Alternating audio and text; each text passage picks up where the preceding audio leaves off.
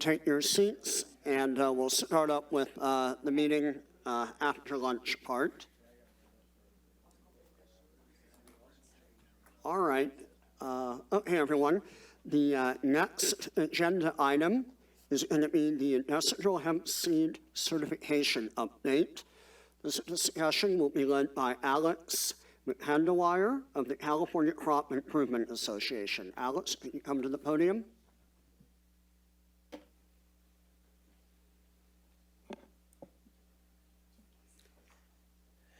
Hello, everyone. Thank you for the invitation. It's nice to come back here and see you all.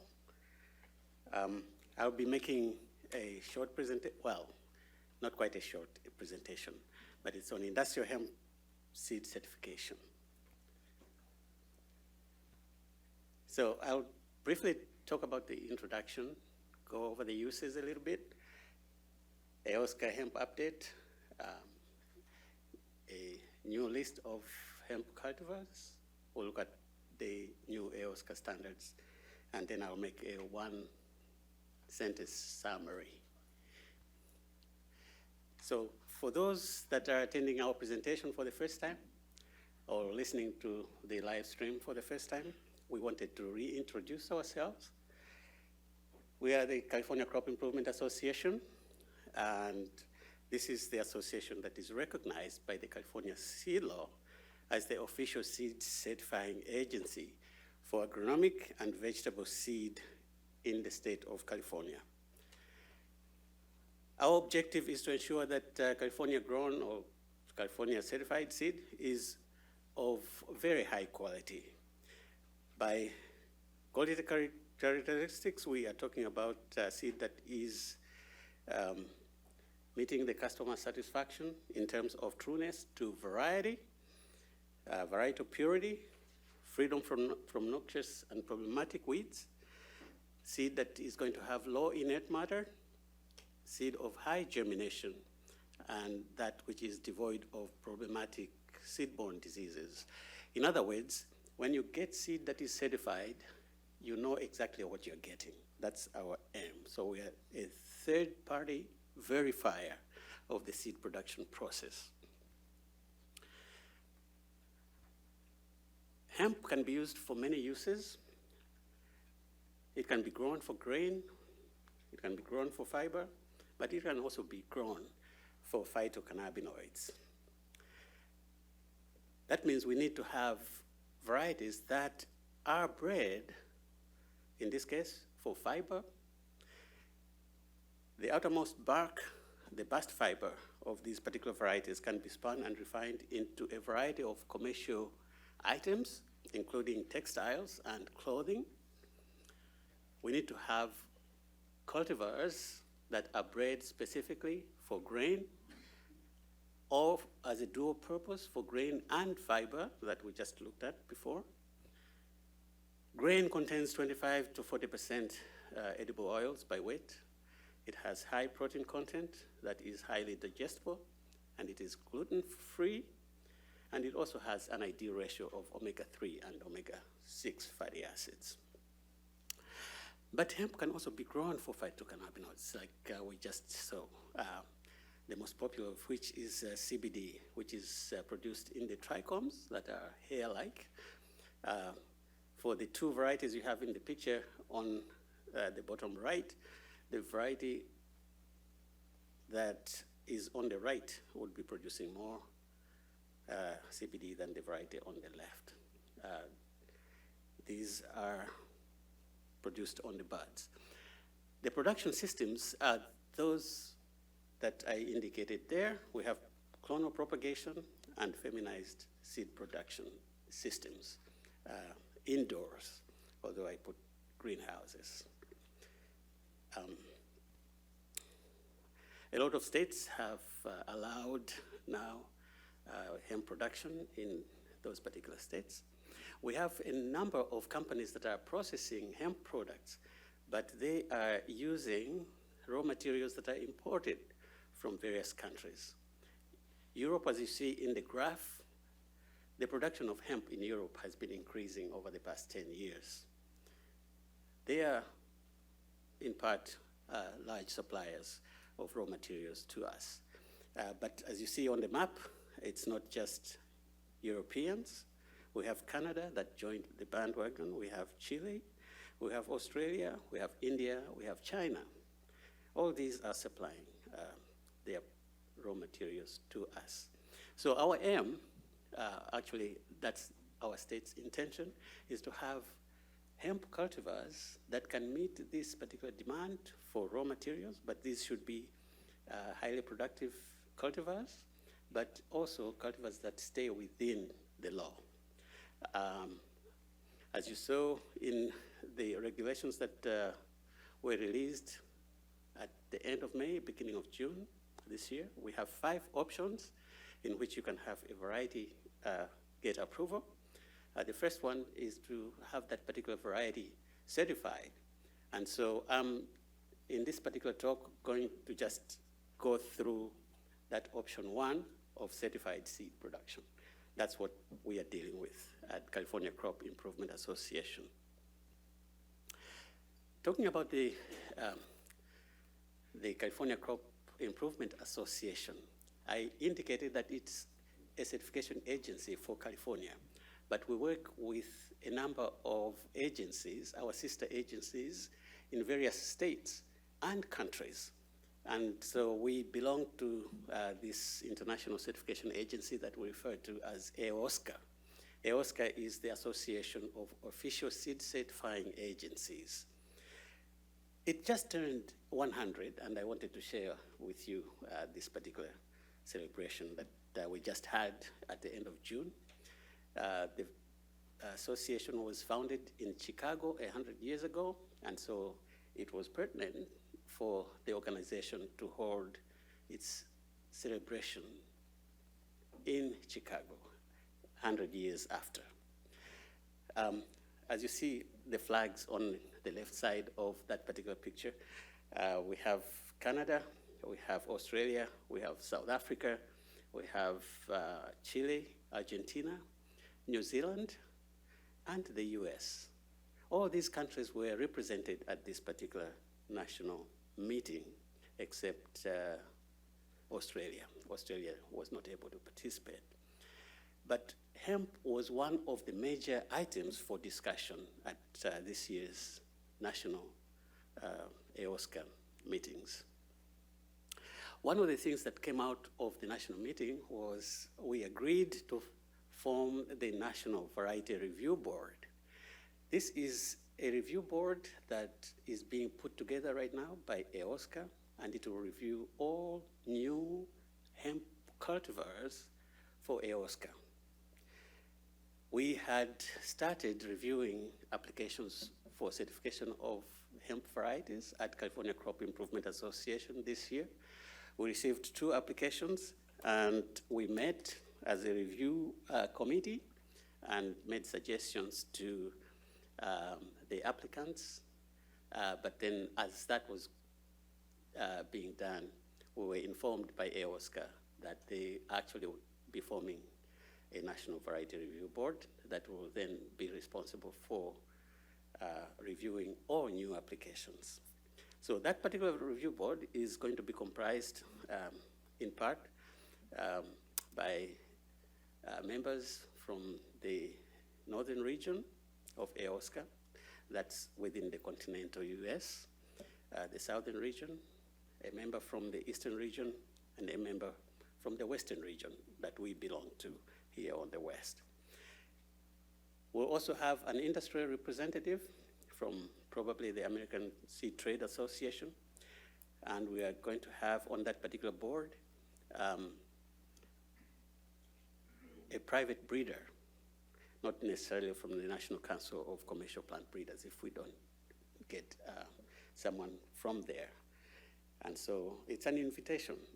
I think those of you that are breeders and would like to participate, please give me your names. I'll forward them to AOSCA.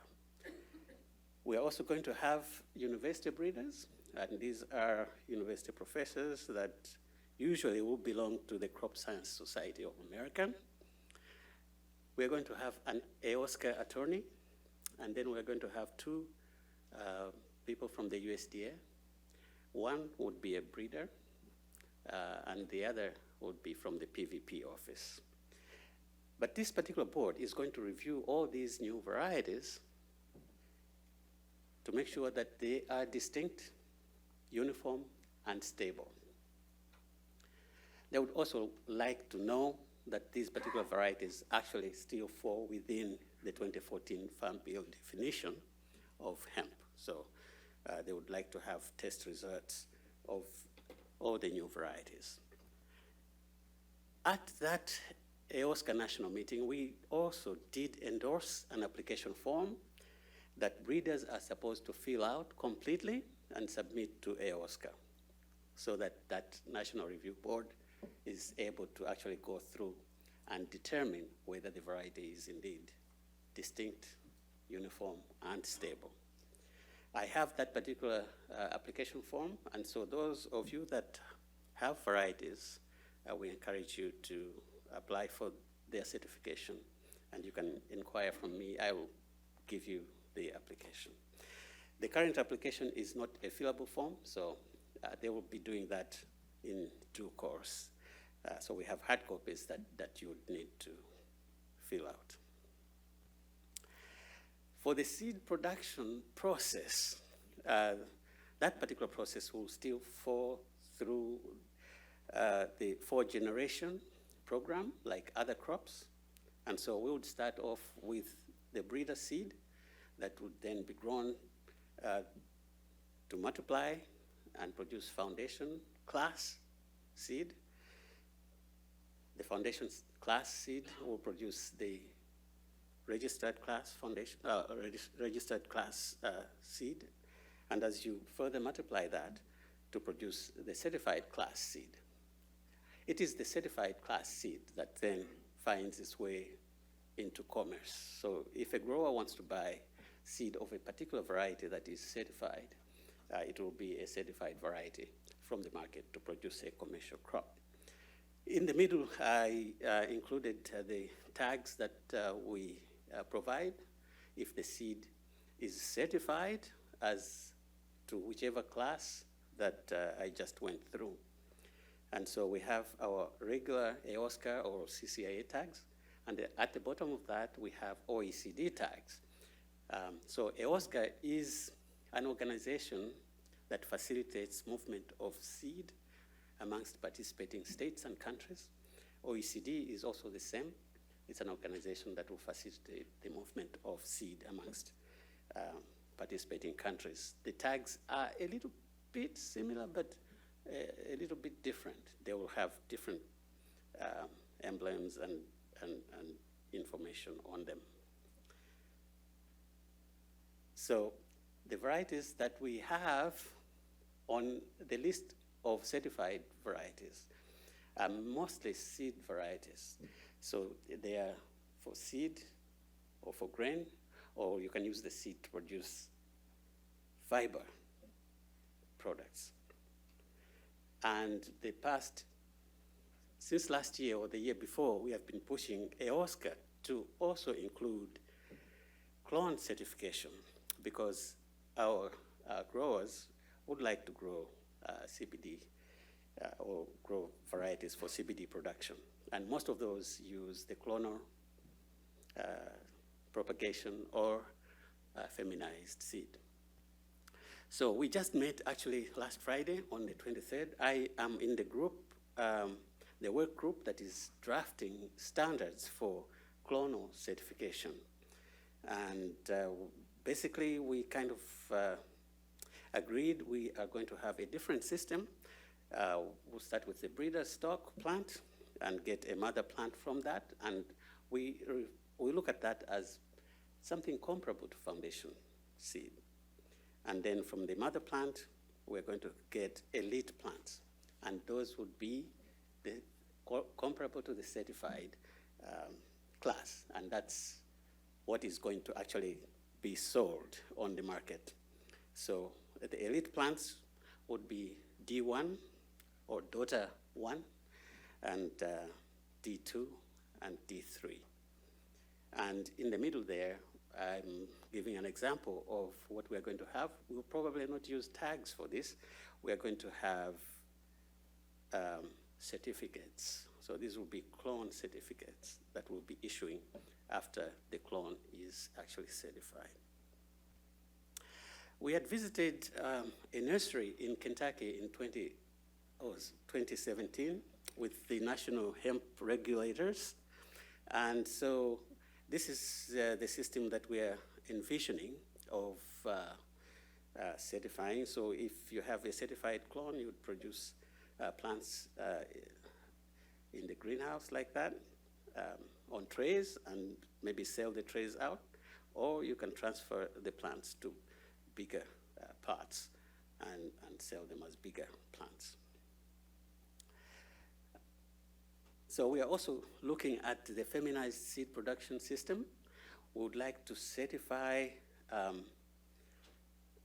mother plants, which in some cases, or in all cases where feminized seed is produced, a mother plant like that would be made to produce pollen and then to fertilize another mother plant that is identical. And then you produce feminized seed out of that. We are going to be drafting standards for these as well. But so the clones and feminized seed will then also be certifiable.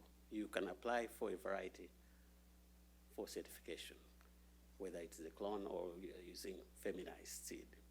And California has actually been pushing AOSCA for this. And so it's nice that we are in this particular time including all these requests that we have had from California. This year, again, at the end of July, AOSCA decided to have a tour of Colorado, and so we participated in a tour. Quite a number of us came from different certification agencies within the US mostly. Our Canadian friends were not there to attend, but it's all the states where we have certification, sister certification agencies. They were able to attend, and we were hosted by the Colorado Seed Growers Association, which is our sister organization in Colorado.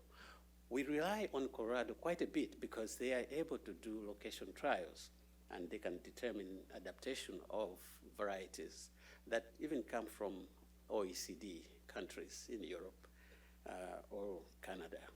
They will be in these particular trials for adaptation, and then they test the plants for THC content as well. There I'm standing in one of the trials. This was in Fort Collins. This year they had 8 entries. One entry just didn't actually make it in all locations where they had the trial. Some varieties are for grain, others are for fiber, but there was this one in particular that is especially bred for CBD. And so we are waiting for information as soon as this particular trial is completed in Colorado to see their approval of the varieties. At the end of this particular month, we are going to be submitting this particular list of varieties for our California Crop Improvement Association Board of Directors to approve. These are the ones that were approved by Colorado at the beginning of this year. So we have B11, we have CRS1, we have Henola, we have Medicine Mother, we have Rechan, and VC Star. 3 of the companies that actually bred these varieties are US-based companies. You may recall last year we had 1 variety, 1 cultivar that came from the US. This time we have 3, and we are hoping to have more. And most of these seed companies that produced these varieties or these cultivars, the 3 are in Colorado. But the others, we are getting those from OECD. I just wanted you to make note of Henola, because we went to a big field of Henola, and Terry Moran in a green shirt there was showing us this particular Henola variety. It's for grain, it's a monoecious variety, but it produces very, very high yields, 3,000 pounds per acre, as opposed to the 1,000 pounds per acre that most varieties are able to produce. An additional piece of information on Henola is the fact that it also produces 8% CBD. So not as high as you'd want for CBD, but then you can use it as a dual purpose variety. I had a question. Was that 3,000? Was that irrigated or non-irrigated? That is irrigated. Yeah, Yes. because we see cultivars in Canada are around 1,800 per acre for irrigated. So big difference with irrigated. Yes. But still a jump up from 18 to Right. and with a high CBD. That's impressive. Yeah. Right. So I'm not really promoting this variety. I'm not in that business of promoting varieties, but I just wanted to indicate to you that this variety is actually going to be on the list of approved, or the list of certified varieties as of at the end of this month. No, this is August, end of September. And Terry Moran was actually saying he's going to have a lot of seed of this particular variety if people want it. He's from Bija Hemp. Another variety from Bija Hemp that is already on the approved list or on our certified list is Bialobreski, which we were also able to see. But Bialobreski produces about a third of grain compared to Henola. And the other thing was that the seed of Bialobreski will now be coming from Europe under OECD tags, and it's not going to be produced in Colorado anymore. One other development against quite a bit of pushback is the development of a location trial that we have seen at UC Davis. We have Dr. Dan Putnam in the middle. He's standing to his right is my boss, the director of California Crop Improvement Association, John Palmer, and on his left is our foundation seed warehouse manager. This is a field of industrial hemp that is located on campus. Against pushback, Dan was able to pull this up together with a number of breeders at UC Davis. So they have this hemp trial. One part of it is an autoflower section where we have a number of entries that are autoflower, like where we were standing. And then on the other side, we have photoperiod sensitive materials that were actually planted as transplants. The autoflower was planted from seed, directly seeded into the soil. And so this is how we get information that then you need to fill out those forms that I was talking about. If you can contribute your variety to a location trial like this, we would be able to have that data that is required to show that the variety is distinct. In other words, it's different from the other varieties, that it is stable, because this trial is located in Kern County as well. And then they are going to be doing THC testing as well. And I'm hoping that this is really the beginning of location trials here in California, just compared to what I showed you that is happening in Colorado. And then eventually our board meets to approve these particular varieties, whether they come from AOSCA or OECD. For California, they would approve those particular varieties. I also wanted to mention that at the UC Davis campus, we have programmers that have helped us to set up online applications for seed and for clones. The one for seed is actually operational. The one for clones is going to be operational a little later. But they have been very helpful. So we have positioned ourselves for any eventuality. Whatever you want to certify, we'll be able to handle that. I just wanted to also make mention of the fact that our standards have been approved.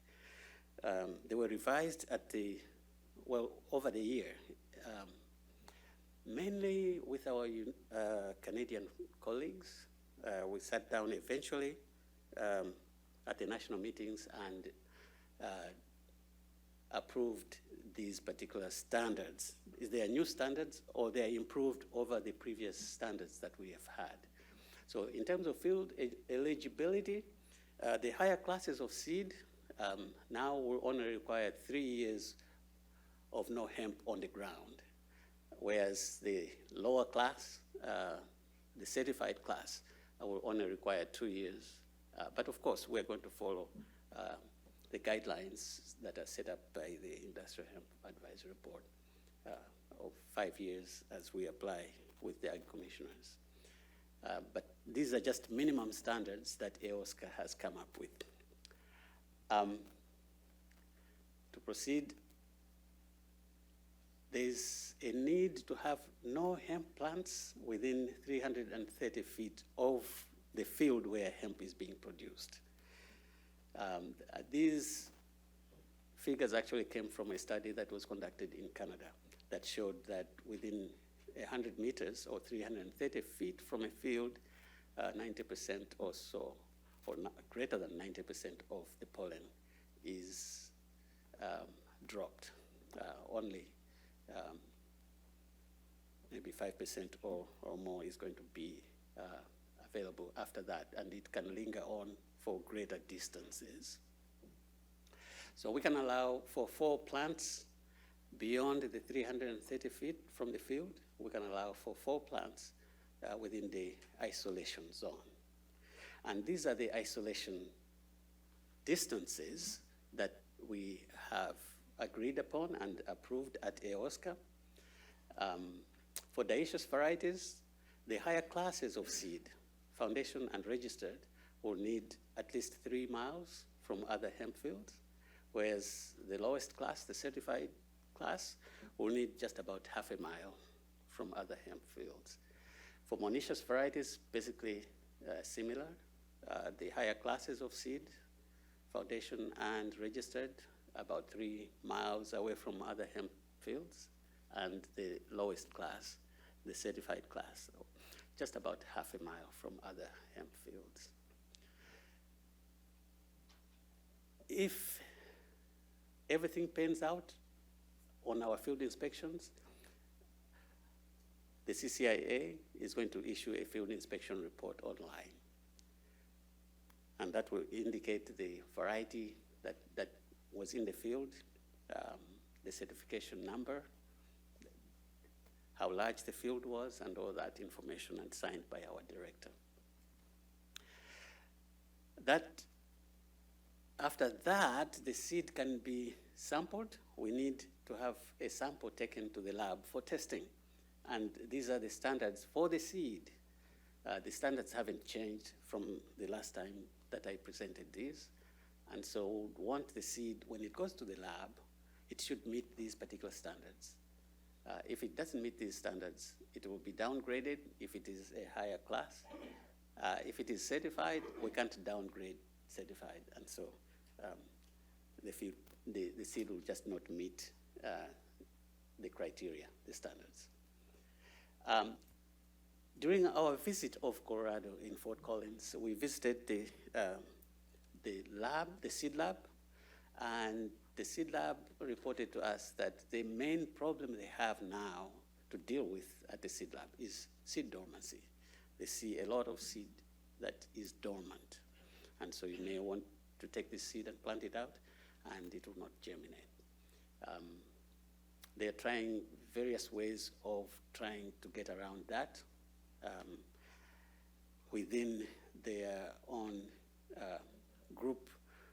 It's called AOSCA, the Association of Official Seed Analysts.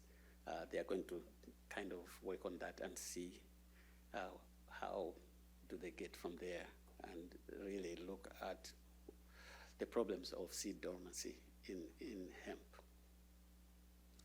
Okay, that's all I wanted to present to you. But the introduction, the hemp uses, an AOSCA update, the new varieties that we're getting, and the AOSCA standards, the new standards. We're going to change the standards that are now on our website. The standards that are going to be on our website will then be the ones that I just presented to you as minimum from AOSCA.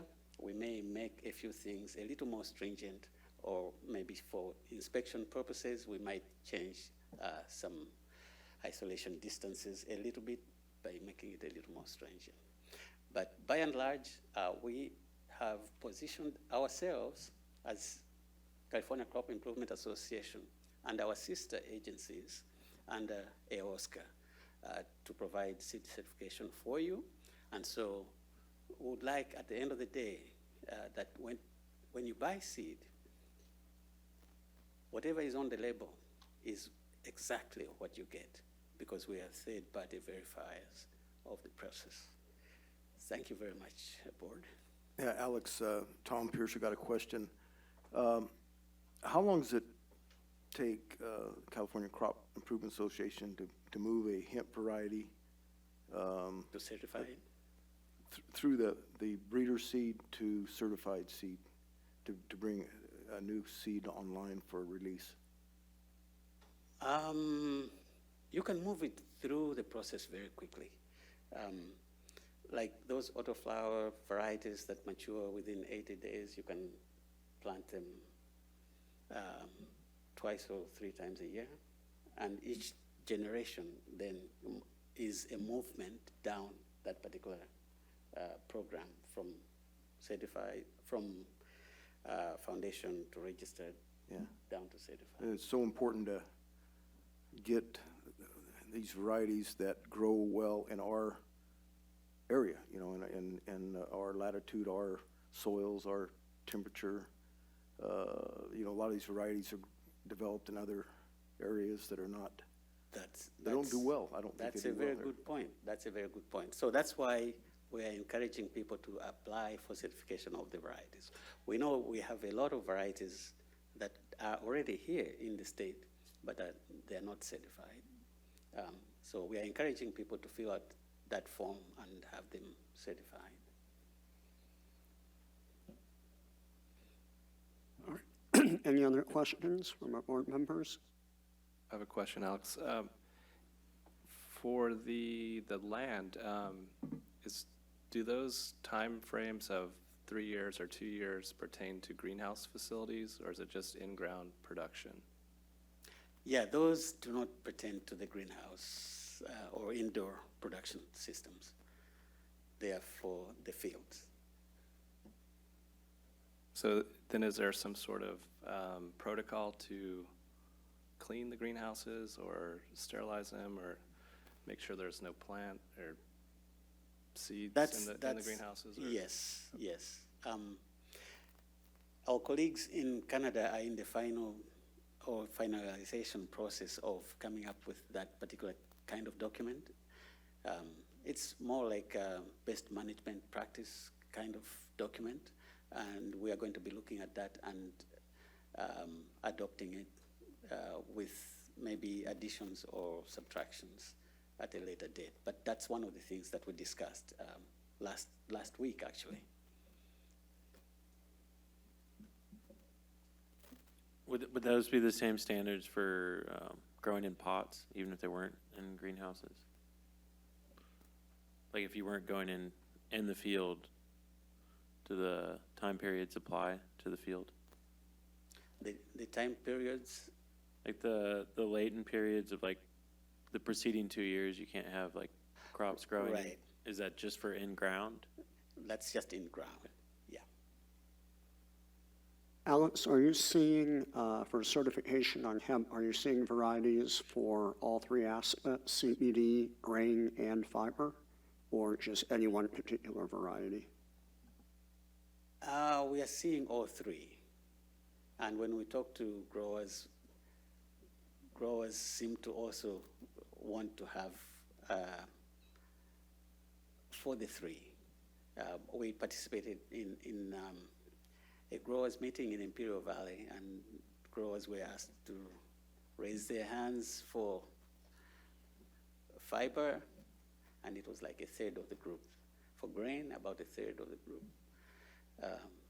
For CBD, about half the group. So we're expecting to have all three activities. But the varieties that we probably are going to see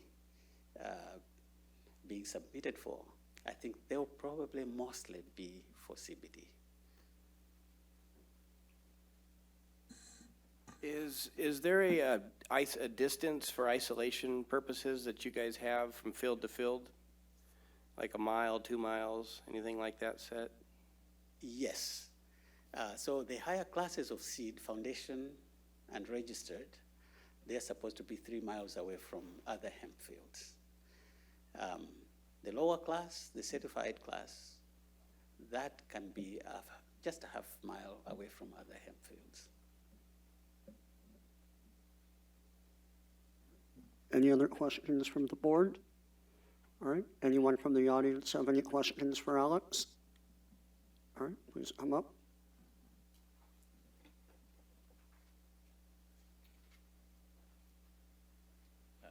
Hello, Nick Pinkerton from Lassen Canyon Nursery. My question is in regard to the clonal propagation. When would THC validation take place? If it has to be within 30 days of harvest and you're only harvesting and selling the clone, what happens there? What would be your suggestion? Well, you can register your variety without the COA for the Ag Commissioner anyway, so that validation would come with when you acquire your variety that you're going to make a cutoff of. So Right. I don't think you can take a sample on vegetative and really tell you anything. Right. So when you are applying for the varieties certification, you are going to submit a test result for that particular clone. Yeah. And then you can take off whatever plant parts and regenerate your transplants. Okay. Yeah.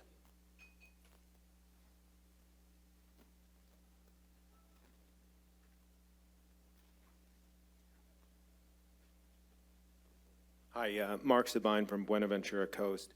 Question, Alex, on the isolation zones. If you're in the process of certifying seed, how do we make sure that, you know, counties and ag commissioners aren't necessarily allowing other farmers to come on within that isolation zone after you've started? Like, is there a process that's available or that's been done in other industries? To answer your question, no. The ag commissioners will probably be able to work around that.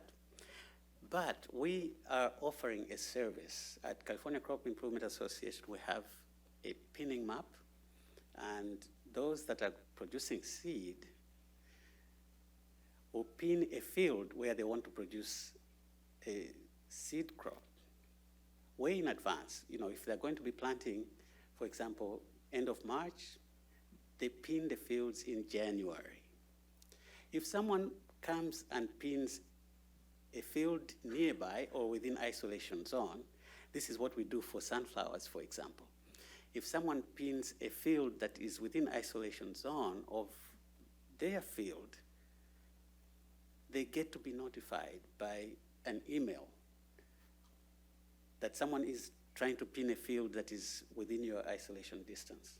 And the two get together and resolve the issues. And we would like to offer that particular map, not just for seed crops, but for even commercial crops, so that people are able to make sure the fields for hemp production are isolated. You can't prohibit, you just need to get together. Exactly, you can't prohibit it, and we are actually not even involved. We just offer the service, but we want the growers to actually discuss and come to a resolution. But it won't necessarily affect your seed certification process if somebody does come into your Well, if it is within isolation, it does then affect the seed production process, because then the field will not be accepted. The field will be rejected. Yeah.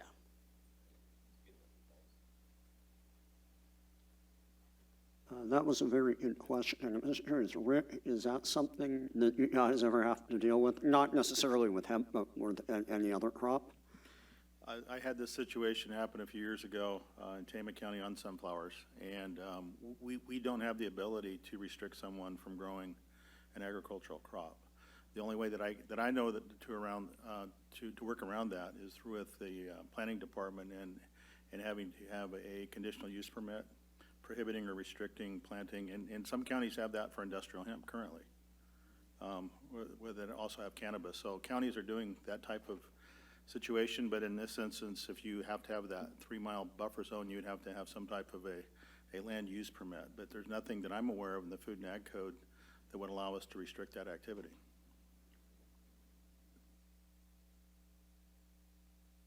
It's true. I don't think we can limit that kind of activity. Just maybe the producers, the growers, should be able to come to a resolution themselves. All right, but you're saying that if somebody is trying to do a certification and then another person tries to grow hemp within that area, you're somehow able to notify them, you mentioned? Yes, our database notifies both of them. Okay, all right. I have a question. Do those isolation zones pertain to greenhouses that are screened, or is there any other? No, that's a good question. that, Yes, the isolation zones do not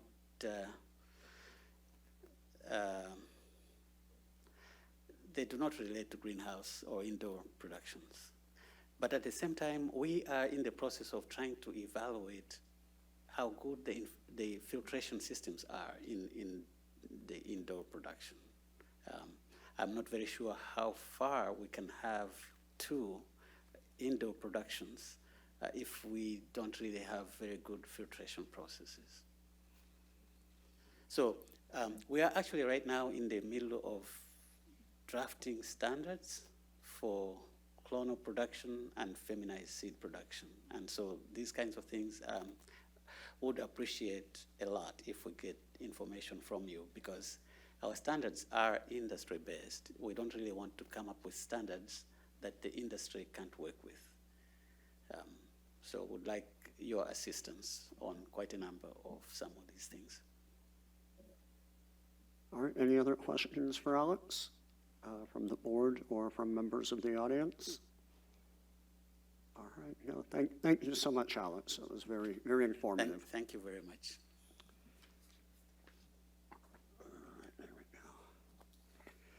All right, next item on the agenda, update on industrial hemp registration. And I know this is one I've been looking forward to. So go ahead, Michelle. Okay, so as many of you are aware, we started registration on April 30th of this year. So we just wanted to present something to the board summarizing the data that we have collected thus far. So in your packet, there's a registration summary document. It's actually up there for everyone to see on the TV screens.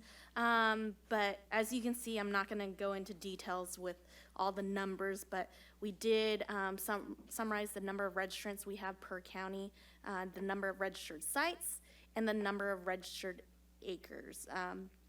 So to note, we have currently, as of August 26, 2019, we have 292 registrants. 34 of them are seed breeders, the rest are growers, so a total of 258 growers.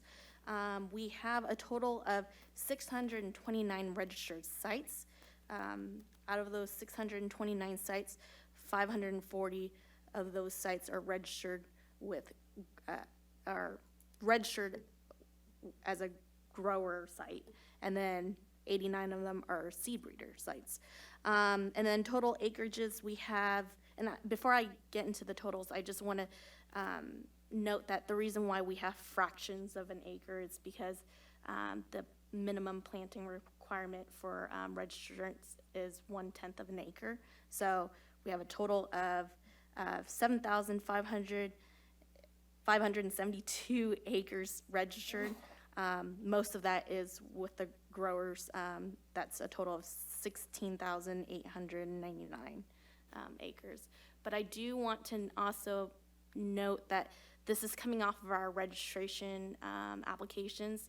So these are registered sites, registered acreage. We really don't have numbers of what's actually being planted at this time. So those are just some numbers that we wanted to present to the board because we are getting a high inquiry or high interest of these numbers from the public.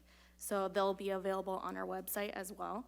Down below, there's also some information on the registration fees that we collected. So in total, we've collected $333,125 thus far. Yeah. What?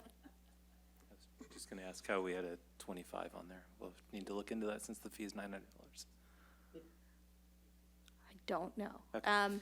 I know that there's been issues where we've had a few growers give more money, so it might be things that we need to reimburse or refund people. It's what's been processed at this point. Yeah. So yes, thank you for the clarification. It's what's been processed, and I do want to note that the registration is done at the local level. So these are figures that we calculated based on the applications that we have recorded at the state level. Yeah, so to note on that, so there could be delay between when the county actually receives and processes the application to when it actually it arrives at Michelle and her team's desks, including the time it takes to go through, the cashier here and stuff like that as well. So, this is as of a couple days ago, but they're constantly getting in applications, and the numbers will continue to go up. A few more things to add. We did note on here that we don't have any numbers of acres harvested or destroyed. We don't have any information on that yet. And then we also have a list of registrants available online for anyone who would like to view that. Again, it's based on what we have recorded from the county level, so it may not be a comprehensive list. All right, I also wanted to add, I'm looking up at the 2018 acres planted of hemp across the country, and if we really have planted 17,000, if we compare it to 2018, that would put us number 3, or the 3rd largest growing state behind Colorado and Montana, actually. So we did a good job this year. We actually means we grew a lot of hemp, although I don't know how it would compare to other states for 2019. Well, just to clarify, we potentially could have grown a lot of hemp. Again, these are registered acreages. We don't have confirmation that they all have been planted. All right, anyone on the board have any further questions for Michelle? Do we have any sense of how many acres or farmers might be growing but are not registered here? I'm just curious on that. I mean, I've read some press releases in Southern California that they're growing 10,000 acres recently. So I'm just curious, and so if they're registered, this is acres, so if they've registered through the program and they're supposed to report their acres, correct? Yeah. That's correct, yes. Yeah. But do we have any sense of how many farmers might be growing but are not registering? No, we don't. I think to answer that question, Brian, if you're here, if you want to testify, I think you were telling me you had some insight on that.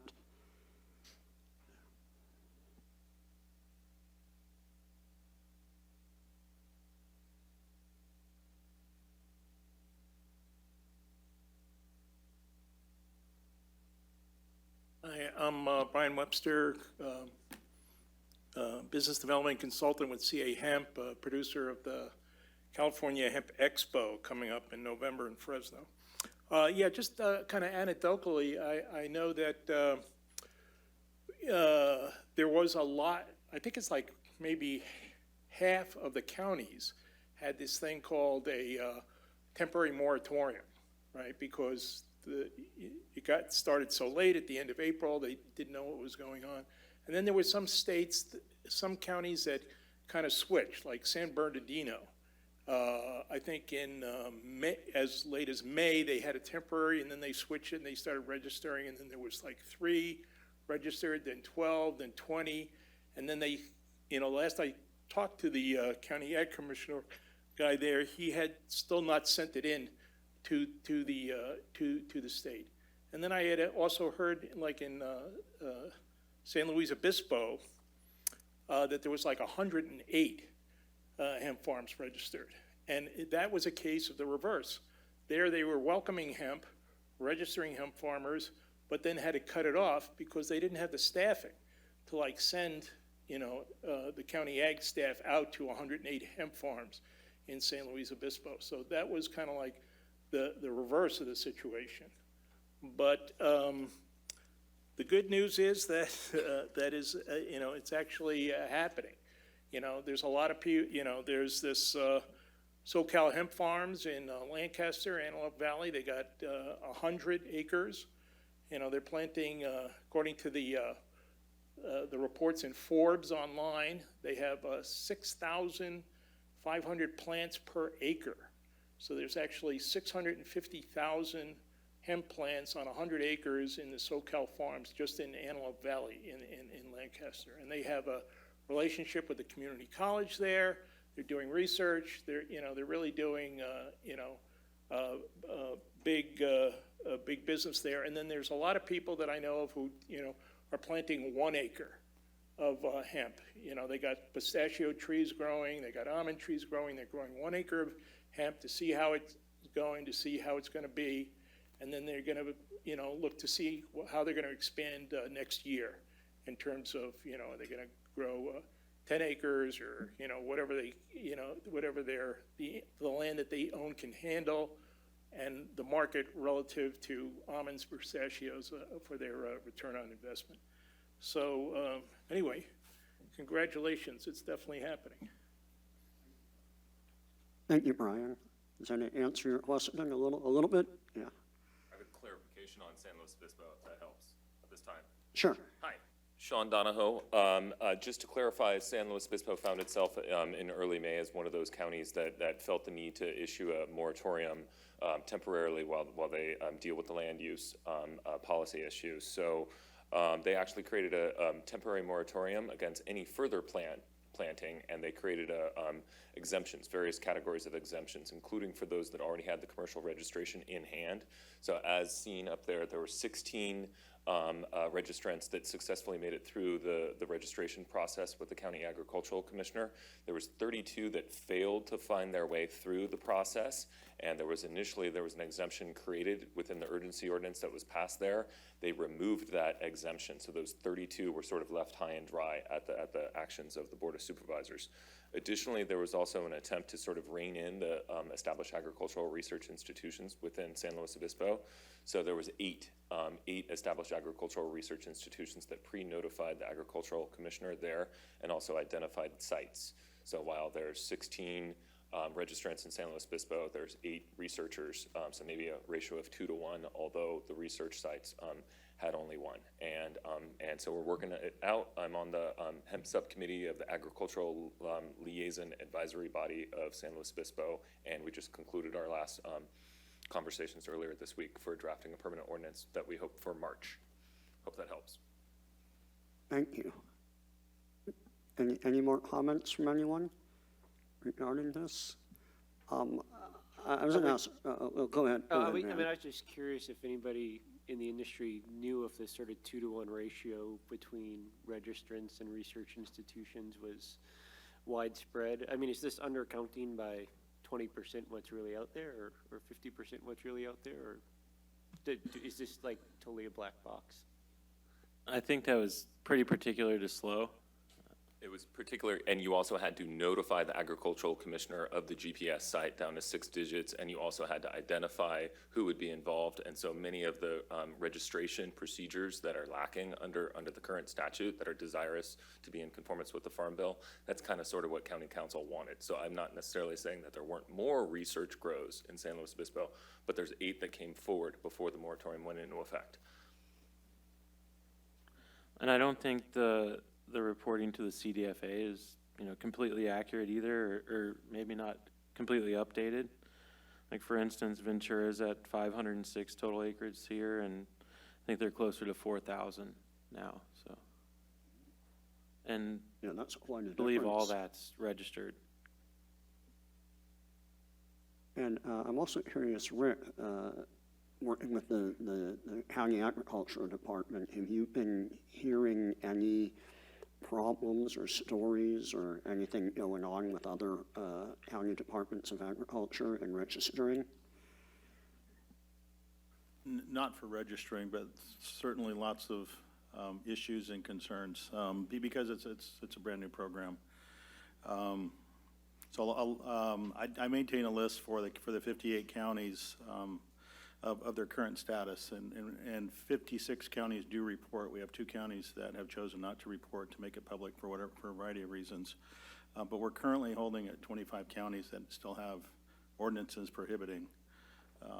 Lassen County was the last county that actually allowed, I don't know if they rescinded or their moratorium expired, but they're now registering to their most recent county that started that process, and they're one of the counties that have a conditional land use permit.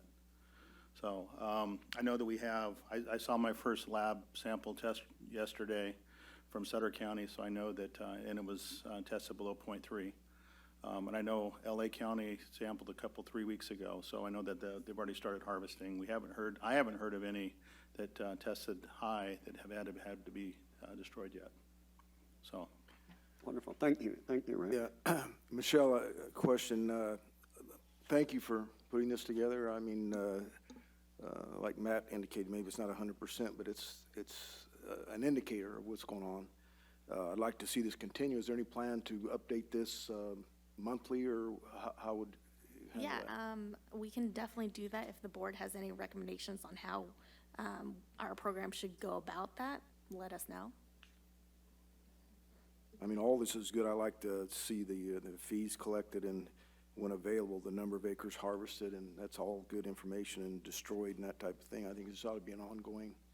Yeah, the plan is to continue to report this information at board meetings, and so each time we would have a board meeting, we would provide updated figures. But if you'd like to see something more frequently, depending on how frequently the board meets. Our last board meeting was in December, and we're in August, so I think my suggestion would be on a monthly basis, at least have it updated. And Isn't some of this information on the website? No, we have a list of registrants, and but we don't have a summary available. I think getting the information is great. Hey, Tom, maybe we could ask them to create an app we can just download it on our phone. But I'd suggest, because it is going to take a little while to get going, maybe we consider like every 90 days, every quarter, and then once you get into it and see, maybe come back to us, see if you want to do it every month. I don't know. Joshua, you have any thoughts there? No, I mean, at this point, we're, as was mentioned, I think we're getting the information in as it comes in and trying to stay up to date. Right now, the staff are pretty busy just trying to make sure that list of registered growers is up to date, and we're updating that. How frequently, Michelle? Daily. Well, the list of registrants Yeah. is actually weekly, but we're Right. getting applications daily. Yeah. So, yeah, I mean, I personally don't see a problem because I won't be the one doing it, but I don't see a problem publishing something more frequently. But I suspect the board will probably want to meet again before the end of the year. And, we should have a lot more information coming in from the commissioners as the season starts to mature and come to conclusion. Well, and now that it's an agricultural crop, we'll be reporting that information on our respective county crop reports as well. So, as a researcher, I find this interesting and would love to be updated more often than a couple times a year.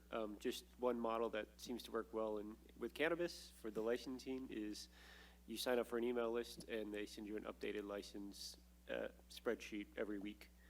I don't think we need to do it every week, but every month or something would actually be pretty useful, I think, for people who are interested in what's out there. And I'm sure people in the industry would want to know how much is planted as often as possible as well. So I don't know if every month is too much, but I don't know what goes into putting together this spreadsheet, but. Yeah, and right now they are updating the complete list of registrants every week. So that's already going on. I don't know how much extra work it was to put this together, but I think once they figure it out and can figure out an easy query, it might be pretty simple to do. Yeah, I think for the most part, yeah, it's a simple query, but it's one, finding the time, and then making sure that it's accurate too is another thing. So I think we can work towards a monthly thing, but don't hold me to it, I guess.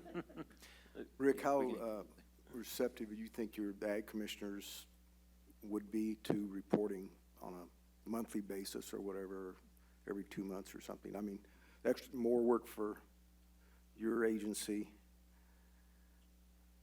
I can't speak for the workload, but if we have it in our database, it's something that should be retrievable within just a couple of minutes.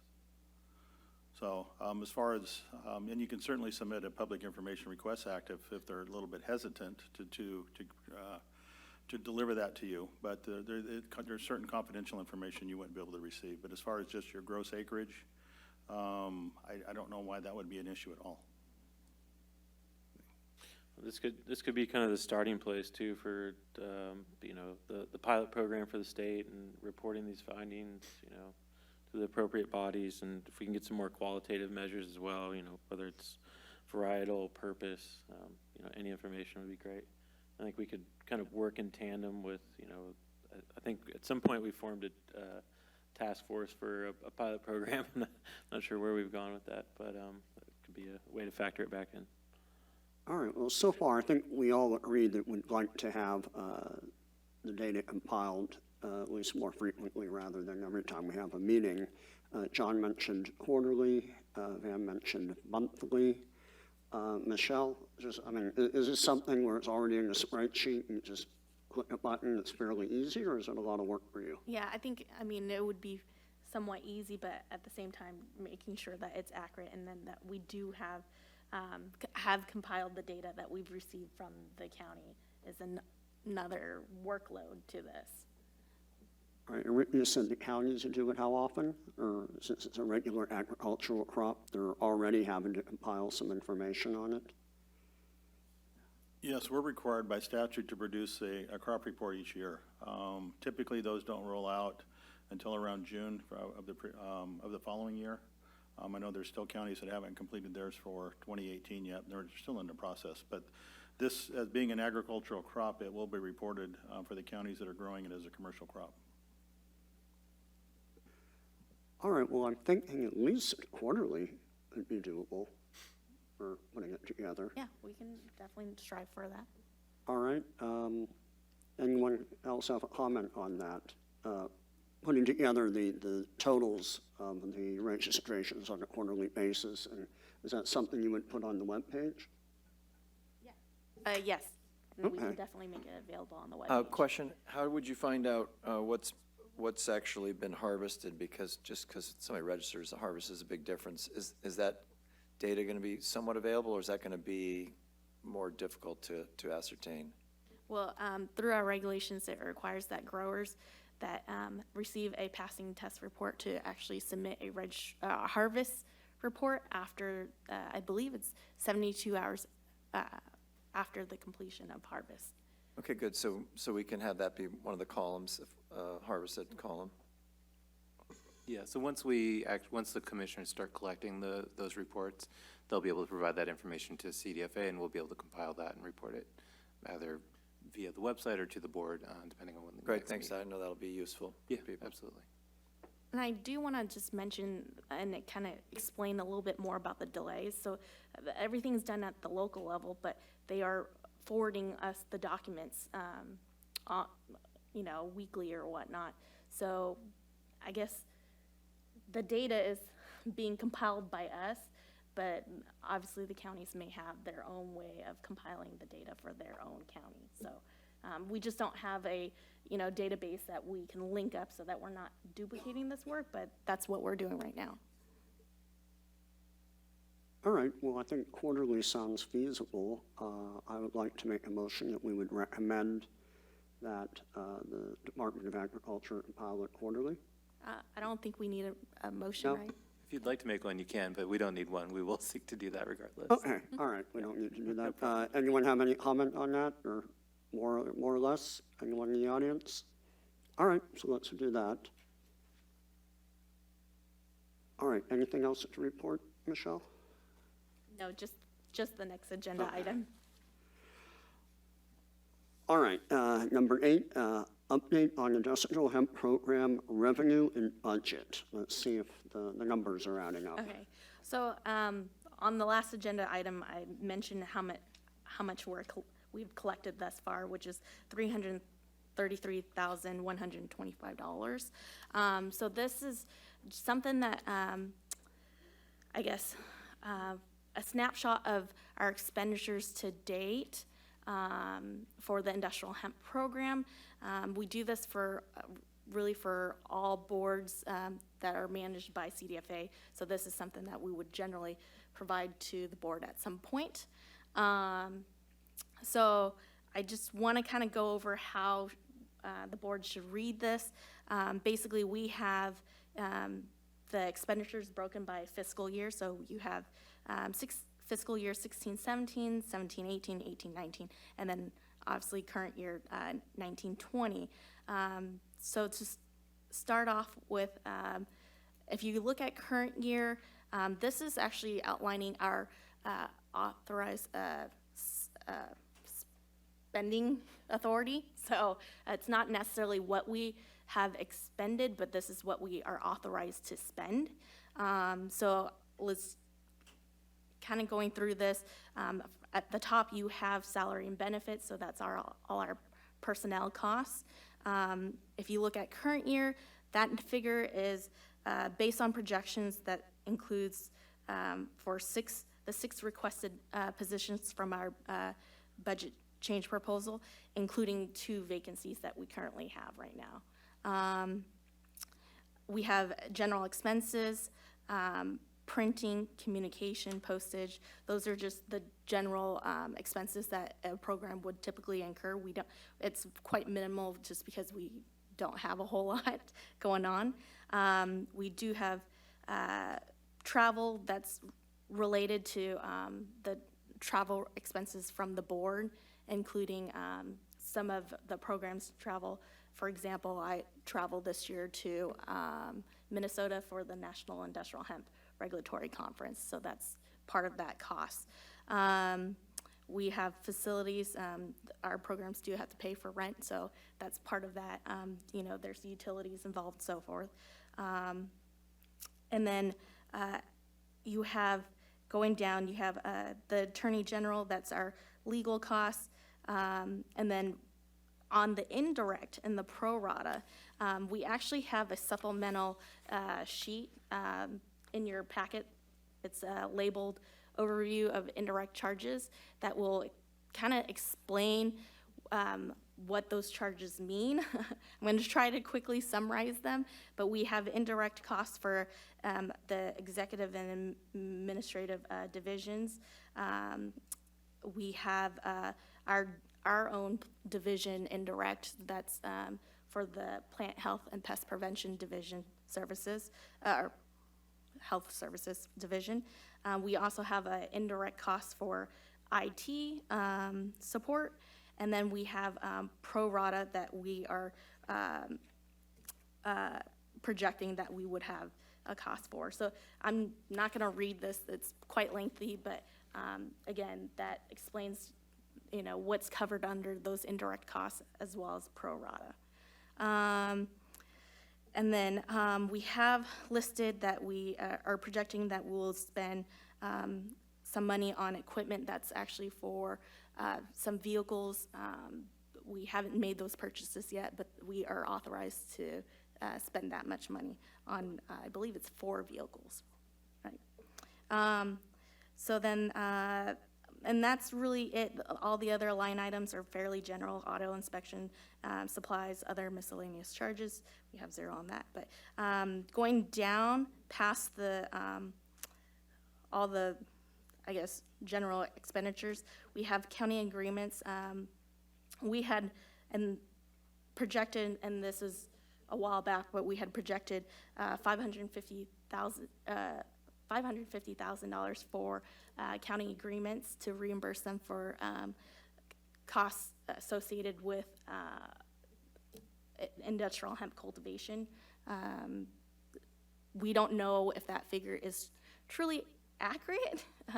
We're trying to compile information from the counties right now as far as what their costs are, and we will have that probably at the next meeting, something a little bit more, I guess, substantial than this. So kind of looking at the figures, we do have authority to spend $1.5 million this year, but obviously we're not even close to spending that much. I think bottom line is our main cost right now is for staffing. So I don't know if you will have anything to add to that, Josh? No, I think you were clear. I mean, I just want to go back to the point. So the first three columns are more or less actuals. I mean, just for the board's reference, for the public's reference. So occasionally we will have things that will hit later. We'll have adjustments after the end of the fiscal year. So we could still see some adjustments for fiscal years 2017-18 and 2018-19, just depending on kind of what old expenditures might hit, or if something was hit our account but was actually supposed to go someplace else. So occasionally there's some small adjustments, but those should be pretty accurate. And then again, so for the current fiscal year, that is our spending authority. It's not what we actually anticipate spending. It's a big difference between those two things. The personal services, so that's based off of the budget change proposal that we put forth that has a total of 6 full-time staff for this program. Currently there's 4, and even then likely the total spending would actually be lower than what the projection would be. And then the $160,000 for equipment for vehicles is a placeholder, so that way we have authority. We're required to actually get specific authority to purchase equipment and specific vehicles, and so we have to put that in a year ahead to make sure that we have the authority to be able to spend it. So that's why that's there. That's a placeholder. Whether or not we actually buy 4 $40,000 vehicles, I wouldn't anticipate that, and actually being able to accomplish that this year, but we'll see where I end up at. And then again, as Michelle said, with the county agreements, and that's a placeholder, but we're working closely with Rick and the other commissioners to try and figure out what are the actual costs that need to get redirected to this program. And we have this as a placeholder, but we'll try to work with them to get better numbers and figure out what the actual costs are going to be. So we've started that process, beginning registration. Michelle and the team worked really hard to make sure we had contracts in place with every single commissioner, or almost every commissioner, so that we could have a means to provide them with that funding based off of the board's recommendation previously, which is to make sure that the counties aren't fronting all of these expenses themselves without any support from CDFA. All right, I had a quick question here. I noticed during the year you collected about $333,000 for the registration. Does that number have to basically end up matching the $1.5 million? Yeah, well, it would need to match what we actually end up spending. So on this program, I think we've had some conversations around them, but just to go back, so this program, like the others in the nursery seed and cotton program, is continuously appropriated, and it's industry funded based off of fees. So any expenditures that the program makes, we have to be able to recover those via whatever fees we're charging the industry to be able to support our activities. So yes, long-term, obviously, that's the direction we need to be headed, is making sure we don't continue to incur debt and start to repay that debt, and making sure that the program is flush. All of our continuously appropriated accounts also need to have a reserve.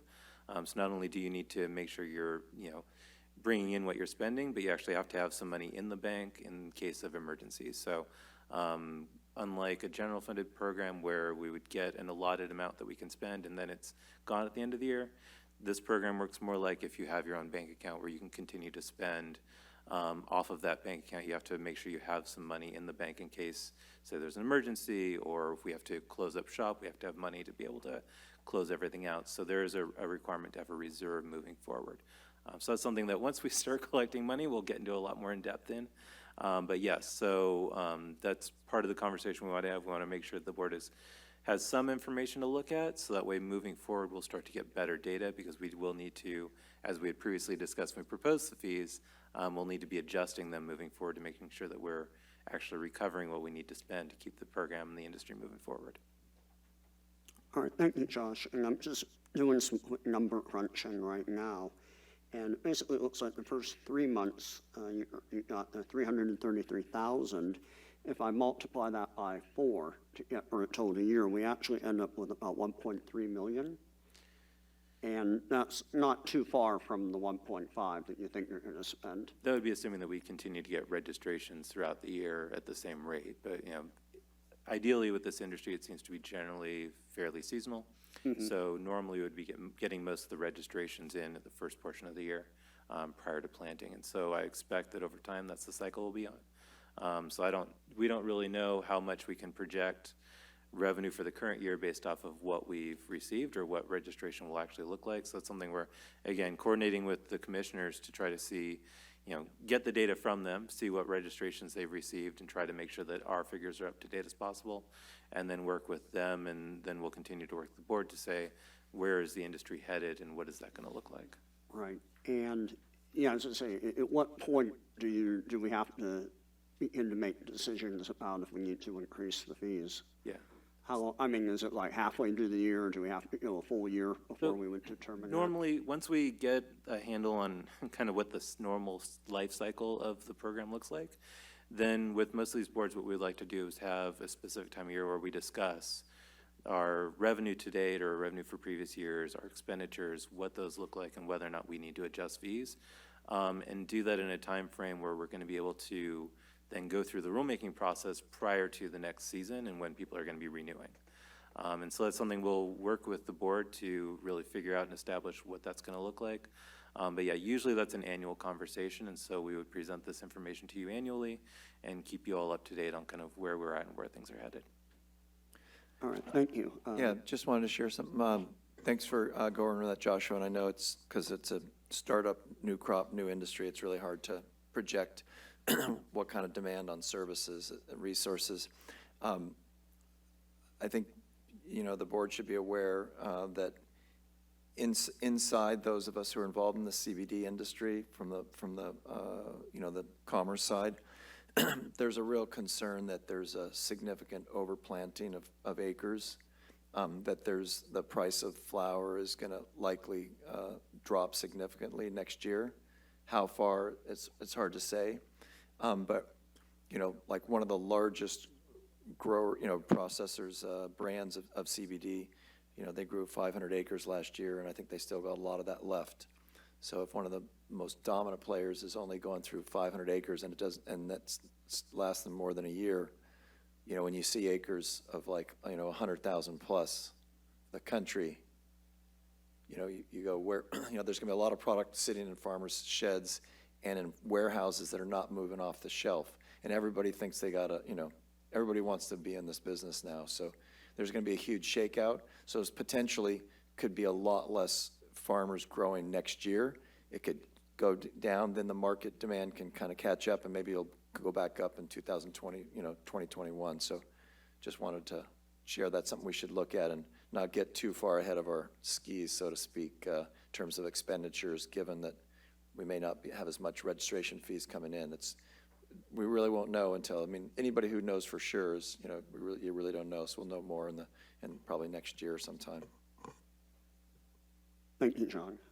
Any other board member want to comment on this? I had a question for Joshua. It took us a really long time to get the registration approved last time.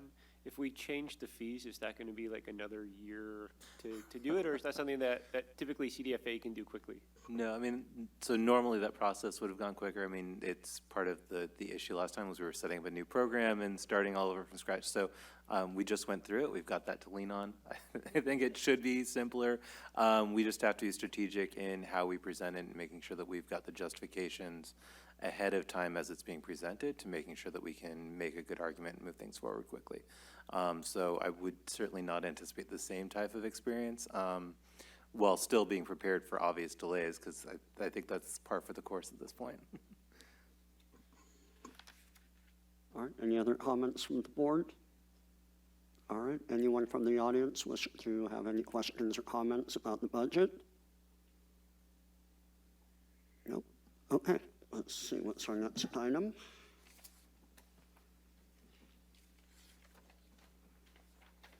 All right, last item would be actually additional public comments. So are there any comments on any items or topics that we did not go over at this meeting?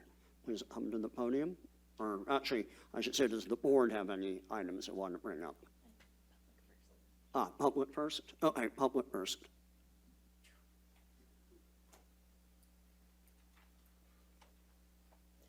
Hi, I'm Michelle Malaray with FEO Labs in Berkeley, and have some, I guess I can't really ask questions, so I'll try to phrase this as comments.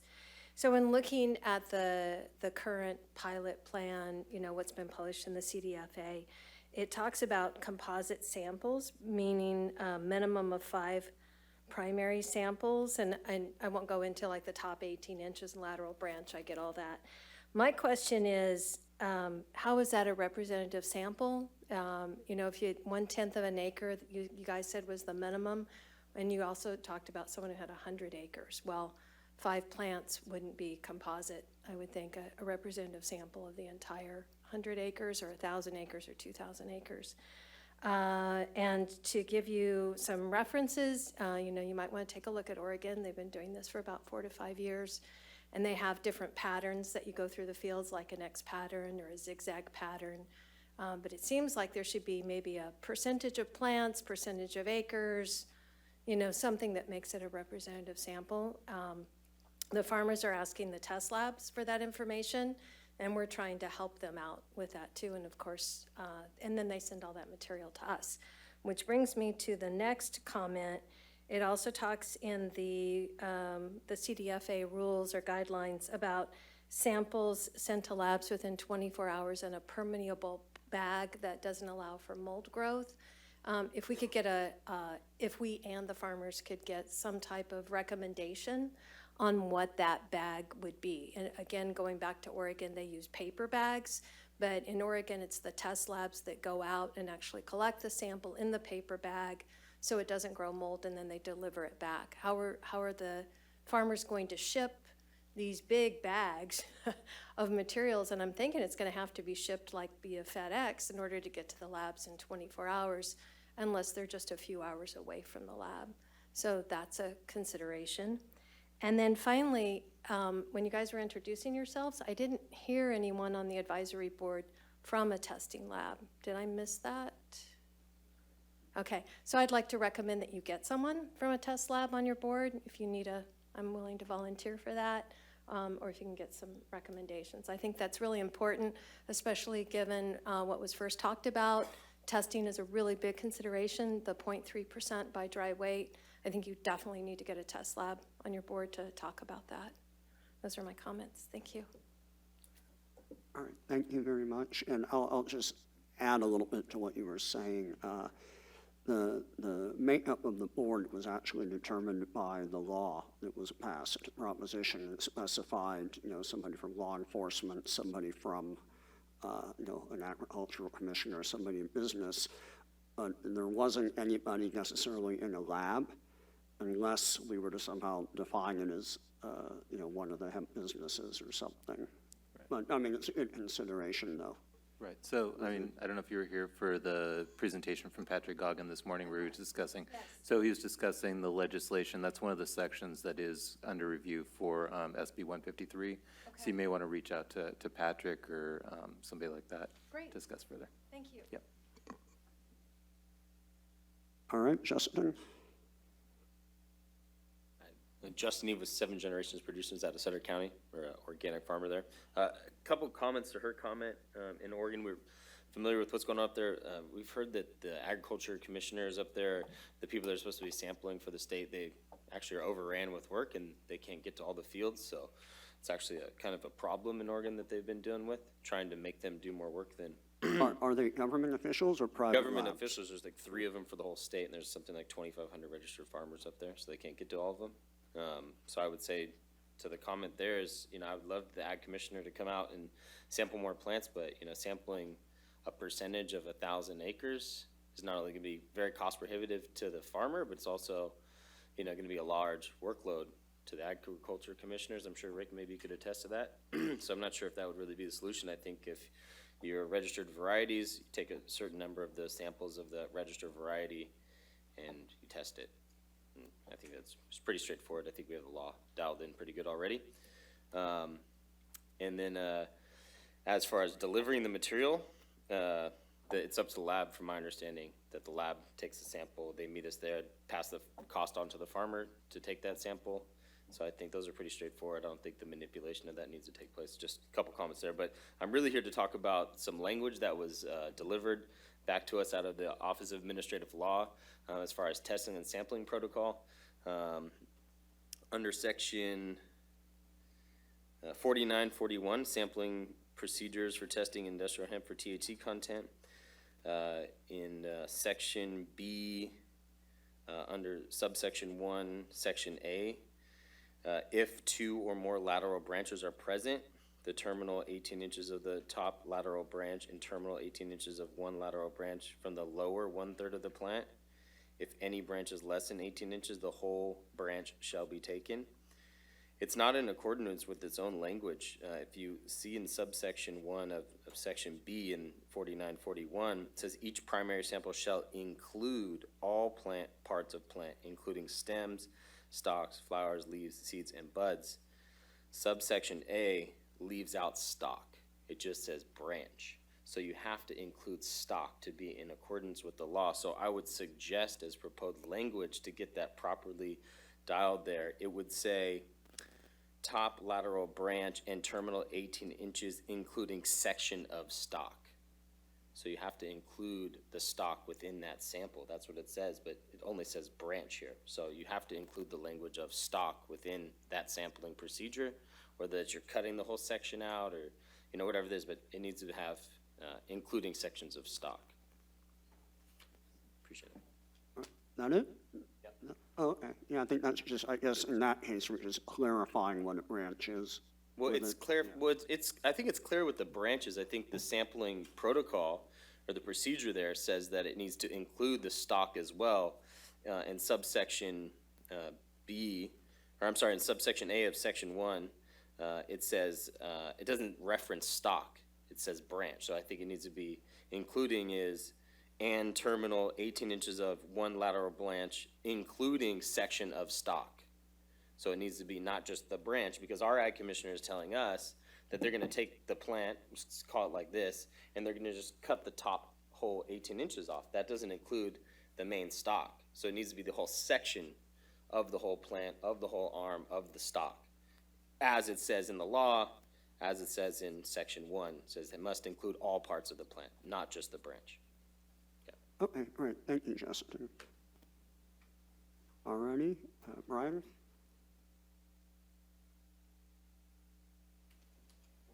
Hi, Brian Webster again with CA-Hemp, and I'm now organizing this California Hemp Expo in Fresno on Tuesday, November 5th. And I just wanted to just make a couple of public comments about that as it relates to the market and the board.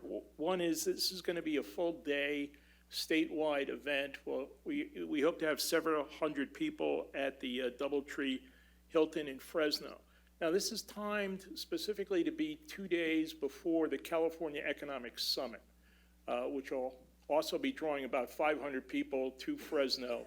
And it's that California Economic Summit is specifically in Fresno because the governor has this initiative called Regions Rise Together, which is focused on economic development in the rural counties. While we have, a lot great economic development in our coastal cities, it's really missing in the rural counties. And so we're kind of hoping that the hemp industry will be able to contribute to this general economic development initiative of the state with this new green sustainable industry. And so there'll be about 20 workshops happening during the day, and then we have a theater that holds 150 people in the afternoon, we'll have 3 one-hour sessions there. We're hoping to have this woman, Kate Gordon, which is with the the Governor's Office of Research. She's focused on climate initiatives, and she's one of the 2 point people on this Regions Rising Together initiative. And then we're hoping to have Nicole Elliott, who's the Governor's Senior Advisor on both cannabis and hemp. So we're hoping to get a briefing from her. And I'd like to, well, one thing is I want to, the members of the advisory board to know that you're invited to speak and participate at this thing. We'll have sessions specifically in a bunch of different areas, everything from farming to regulation. But I wanted to encourage this board to have Nicole Elliott come and speak, to invite her, because it's, our regulated industry really needs, leadership from the governor. And he did make a statement to Hemp History Week in June down in San Diego, encouraging the hemp industry and how it's like a win-win for everybody, in the state. But we'd like to get, more of that. And since she is really, her main hat is the cannabis industry, which is, but she's also the hemp person at the Governor's Office of Business and Economic Development. So I'd encourage the board to invite her to present here at one of the next sessions. And We got about 15 seconds. yeah, that's about it. Thanks. All right. Thank you, Brian. So just as a quick follow-up before George, so just note for board members, if you do attend either that or other conferences, and there's going to be potentially multiple board members there, please let Michelle know, because there are Bagley-Keene Open Meeting Act requirements that we have to be concerned of. I know we've had that conversation in the past, but just a quick reminder, Michelle will help coordinate that and make sure we don't run afoul of Bagley-Keene. But we can always accommodate and make that work out. And again, we've had that come up before, and we can make it work, so thanks. George Bianchini, SG Farms. I wanted to start with just the overall, we're dealing with potential historic matter relating to a conflict between an evolving consciousness of significant agricultural benefits from the cultivation of industrial hemp on one end and the forces of ignorance and confusion on the other. And it has led into many things. One of the points I wanted to bring up is that apparently counties are setting out on their own and writing their own laws about how to deal with industrial hemp.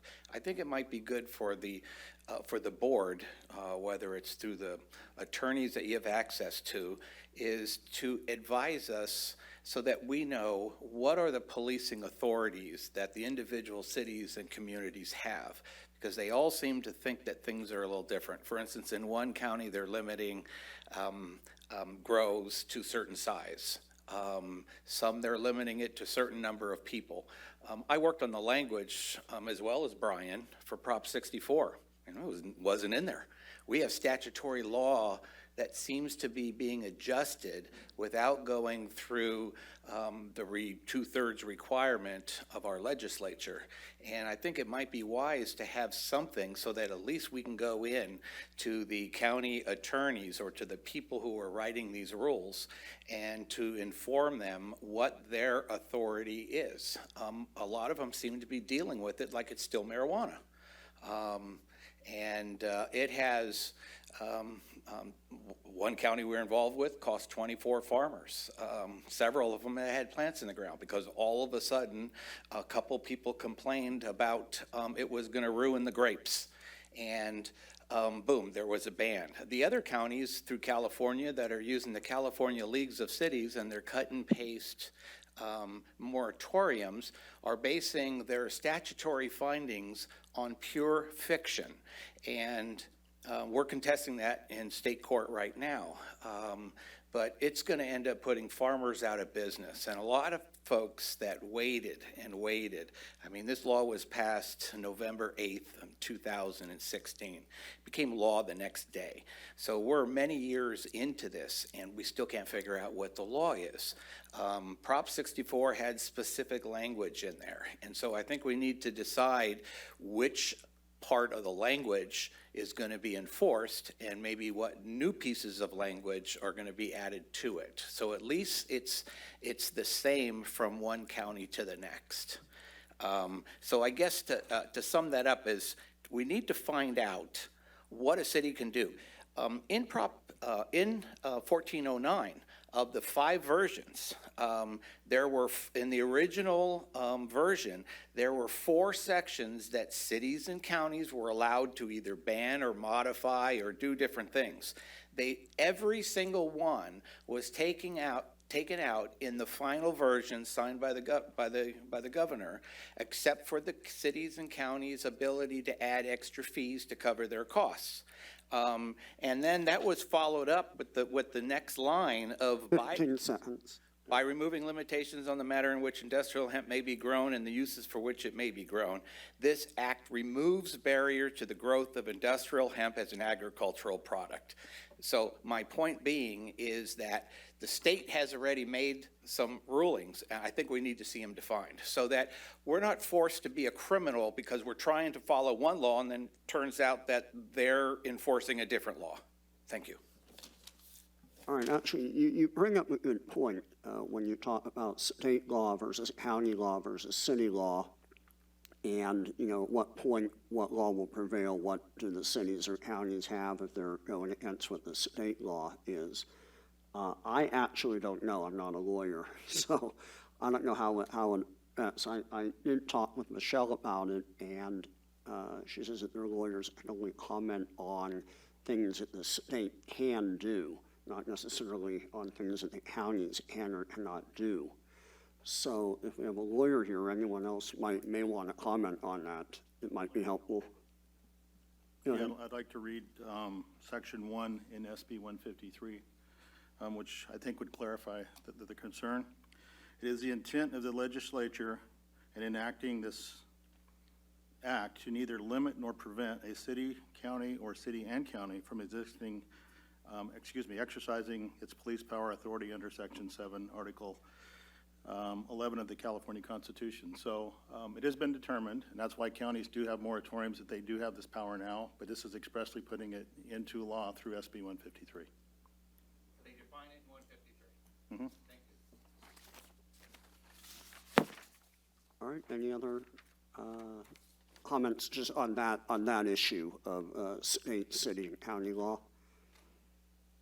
Nope. All right, Wayne, would you like to come up? Thank you, Larry. Wayne Richmond, California Hemp Foundation, California Hemp Association. I'd like to, make a comment that we need to talk about what changed in the testing protocols from the December 12th meeting, and would really think that having the person from OAL out here to explain how and why that was determined would be very useful for all of us. Give us some insight as to how they do these things and why they do these things without your express permission. In fact, in violation of what was agreed to. So I think that would be something I'd like to see, and our group would like to see, and others here have expressed. I want to express something else that our members would like you to consider strongly, and we've already actually started conversations with various groups in the state to do this, and that is we need diversion, not destruction of our hemp crop. I can't put it any more simple than that. The Ag Commissioner is the center point for making those determinations and issuing and controlling those markets. We think that they are smart folks who could determine bad characters from good characters, and that we, on the occasion, particularly in light of no seed certification, formal program, no pilot program, lots of things that other states got as an advantage for our farmers to figure out what seed and cultivars are best for them. And given the size of our state and the microclimates that we have, there's a lot of testing that needs to take place. Stuff that grows well in Central Valley may not grow well in Ventura, as an example.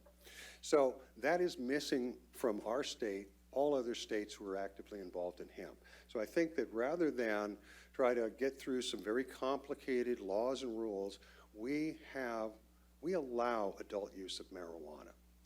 To put a farmer in the position of losing his livelihood and his financial stability or her stability because of the difference between 0.3 and 0.31, okay, is just the height of stupidity. And I'll just put it straight out there. Nobody that I've talked to understands that and why a farmer was faced with that.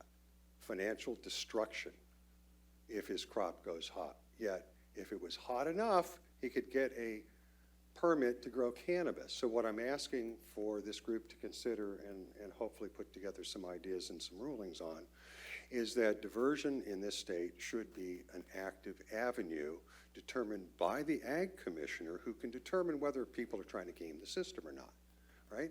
And you could then offer them, if they're willing to pay the fees, to go into the cannabis market to be processed.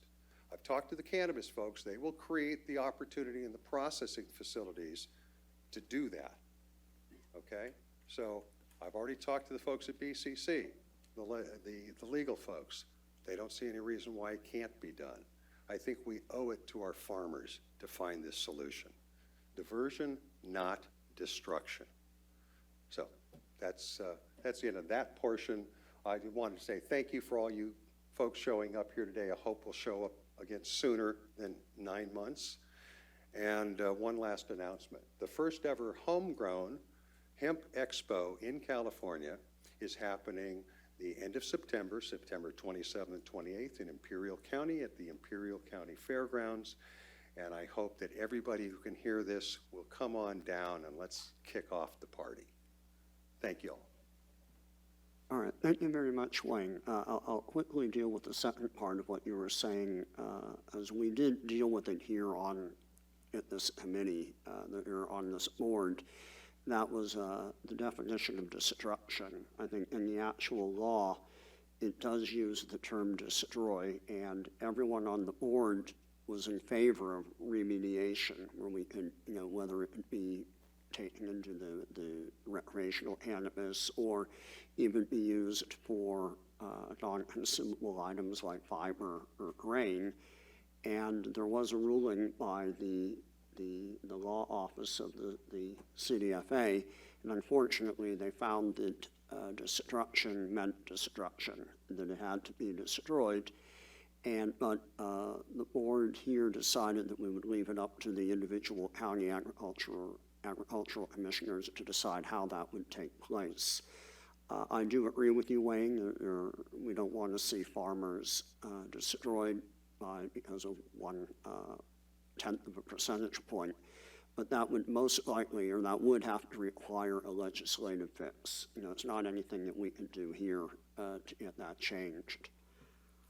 Larry, quick question. Could potentially, and maybe this is to Joshua, could Senate Bill 153 address that? And is there maybe anybody's been involved in on that issue with, and is that a way to handle that? That's a better question for Patrick. Yeah. Sorry, I don't know if he's still here, but that would be a question for Patrick as far as whether those types of things could be addressed via 153 or 228, the two bills that he talked about earlier. Yeah, and do we have a copy of that? Was there any motion that we made regarding that, or was? Yes, I believe it's the one that we're going to review the next time, but it was in, I think, the September meeting that we went over that, where we're basically, in one meeting, Rick asked for a legal ruling, and then in the following meeting, Joshua gave it. Are you talking about the bill, or? No, about the destruction or diversion. Yeah, it'll be in the minutes when the minutes are available. If that's possible, if I could just get a copy of that one thing, then maybe we can share that with appropriate parties that could maybe potentially do something with that. Yeah, Michelle will reach out to you offline. Okay. All right, and then your other issue, Wayne, regarding the, I believe it was the testing methods, and I did talk to Michelle, and I think it had something to do with emergency. It came out for the actual testing methods. They had to do it as kind of an emergency provision, so it would be done in time, and that could possibly be changed in the future. I can clarify that the sampling testing regulations were done through an emergency rulemaking, and following the emergency rulemaking, we will proceed with the regular rulemaking to make it permanent. All right, so I think to answer your question or your point, Wayne, that if there are some problems when we go through the regular rulemaking, that can be altered to be more along the lines of what the board had agreed upon. That makes sense. All right, anyone else in the crowd have any questions or comments? All right, we have one more.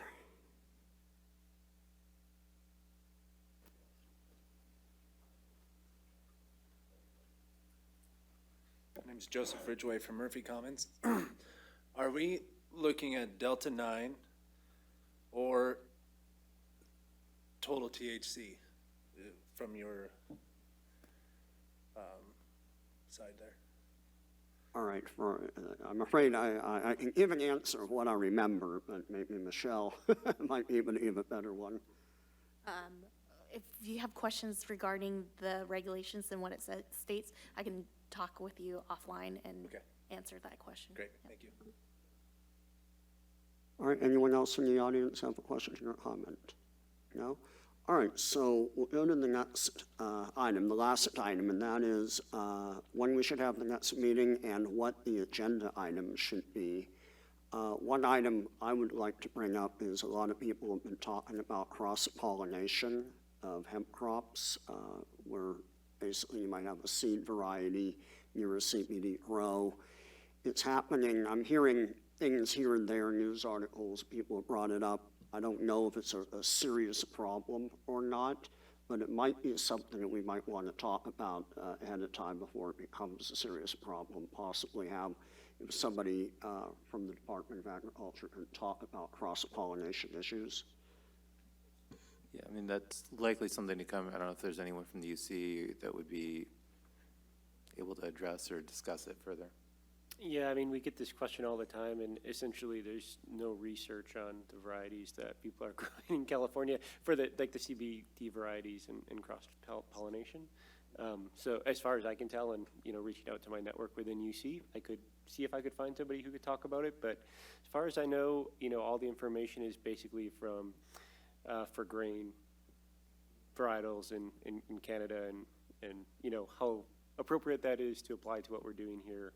Right, because it doesn't necessarily have to relate to cannabis, because I'm sure this is an issue that will affect other crops that are out there, and it might be helpful to know how this sort of problem has been handled with other crops.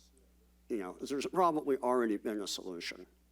And here's the thing, I don't even know if it's really a problem yet, but I'm reading about it and more people are asking about it. So that was one thing I wanted to bring up. Does anyone else on the board have an agenda item they might want to have at the next meeting? I don't know if, what I'd like to see, I don't know if it needs to be an agenda item, but is in fact, I talked to Michelle here 3 or 4 weeks ago about testing labs, accredited or approved testing labs, just a list of them, locations, and turnaround time. You get a sample in there, how long it takes to get results back, and cost. And then I was just thinking today, one other thing I'd like to know is CBD processing plants in the state, where they're located, or just for farmers have asked me, where am I going to go with this? They've already planted something, maybe not even had a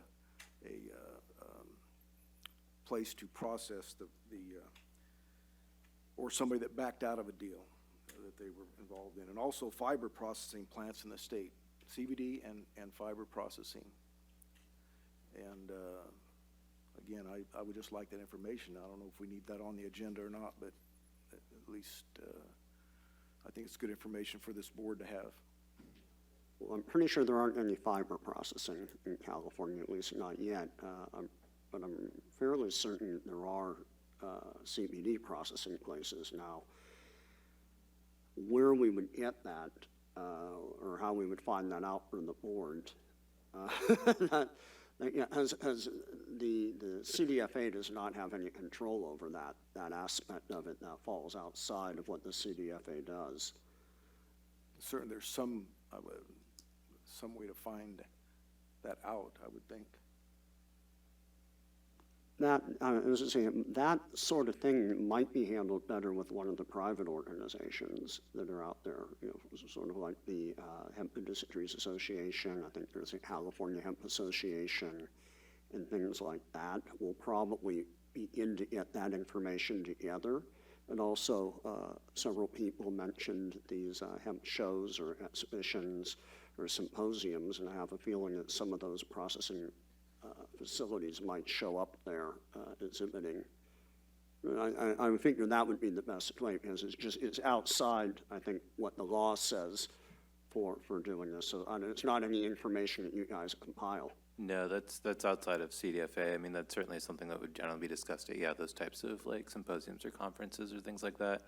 I mean, if someone is aware of someone that could come and present to the board on kind of overall data in either the testing industry or in the manufacturing industry, that'd be great if you have contacts, but that's certainly something we don't have, and that's something that if somebody does reach out, we can investigate further if the board felt it would be beneficial. So, I mean, if we get contacts, we can reach out to Lawrence and see what we can organize. I talked to our ag commissioner, one of them, this morning, and asked him where they were going with samples, what they were doing. He said there was, he's leaving it up to the grower, and I think those growers need some help, because I've been asked, where testing labs are, what the process is, and I can't explain it to them, or I can't give them good information. So I was hoping that we could put something together where we can find out what testing labs are out there, where they're located, and how soon they can turn. Wayne looks like he has an answer. Yeah. AGQ Labs was the lab that was going to partner with the UC Davis. Come up to the mic. Great, thank you.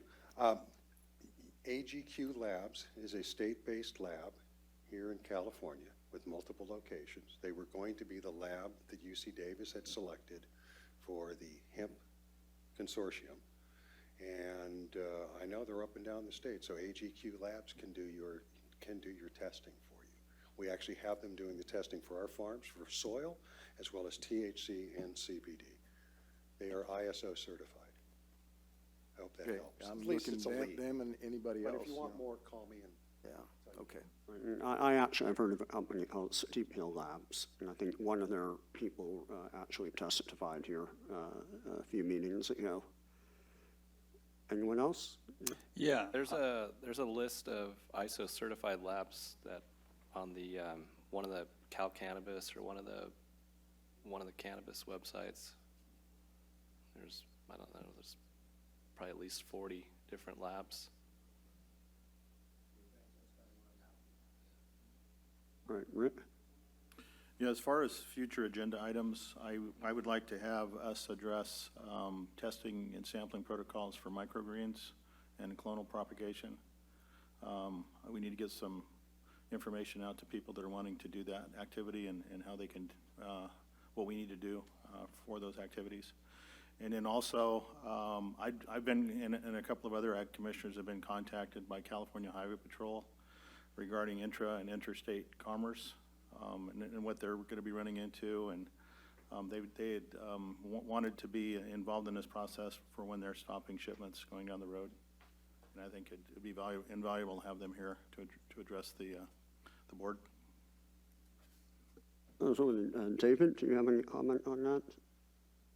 Yeah, I know that at our last state sheriff's meeting, the CHP also brought that up, because they, obviously with cannabis, THC being transported and non-THC, they want to be able to easily identify it and contact the owners so that way they can verify quickly whether it's legit or not. So I think that's a great idea. All right, that does sound like a good agenda item to talk about. Is that something you guys be able to set up? Okay.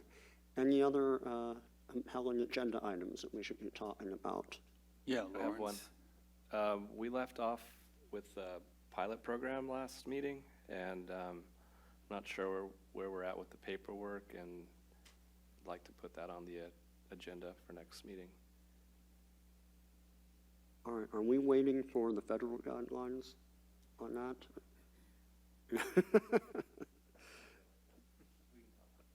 Talk about it. We can discuss more offline. Okay.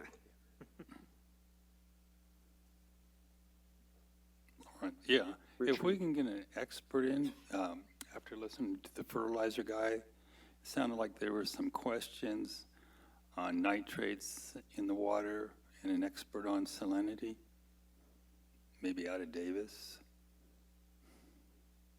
All right, that sounds like a good idea. You getting that? Yeah. All right, anyone else have an agenda item they'd like to, us to bring up? Yeah, I think it'd be valuable to go over the sampling and testing protocols again with destruction methods before that goes in for the final vote. And then there's an update on the state plan and intended submission to the USDA and what that actually looks like, and if there's a pilot program that's part of that. All right, you getting that? Yeah, okay, sorry. All right, I think, anyone else have any other agenda item? We have to kind of decide when we want to meet again. Yeah? All right, so I'm thinking maybe 2 months from now, so maybe October. Is everyone on the board okay with that? Yeah? All right, so Lawrence, I would just suggest after October 13th, because that's the last day the governor can sign bills. So then we'll know good whether or idea. not these is passed and if we need to do any action for January. all right, so the end of October, which would actually be about 2 months from now. All right, and we'd be able to reserve the room? Yeah, so Michelle and the staff can check room availability and then send out a poll to the board members for like the last couple weeks of October and see what's available and see what works best for the board. Okay, great. Any other issue of importance? I think we've done it. So I think we can adjourn the meeting. Time is 3:07, and this might be a record for us. Okay. All right, thank you, everyone. In a couple months, right? Good luck with your golf. I know.